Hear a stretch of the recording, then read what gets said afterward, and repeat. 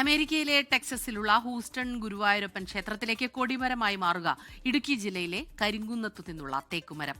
Houston Guruvayurappan ക്ഷേത്രത്തിൽ പുനഃപ്രതിഷ്ഠയുടെ ഭാഗമായി നടക്കുന്ന ധ്വജപ്രതിഷ്ഠയ്ക്കുള്ള തേക്കാണ് കേരളത്തിൽ നിന്നെത്തിക്കുന്നത്.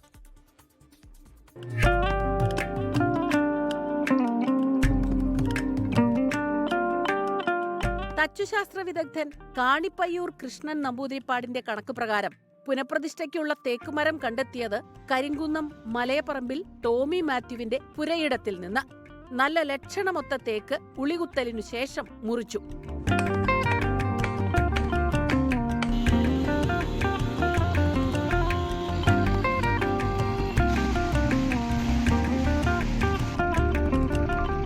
തേക്ക് നിലം തൊടാതെ കോട്ടയം നട്ടാശ്ശേരി വേമ്പിൻകുളങ്ങര മഹാവിഷ്ണു ക്ഷേത്രത്തിലേക്ക് ഘോഷയാത്രയായി കൊണ്ടുപോയി. ഇനിയുള്ള 6 മാസക്കാലം തൈലാധിവാസവും നിർമ്മാണ പ്രവൃത്തികളും നടക്കും.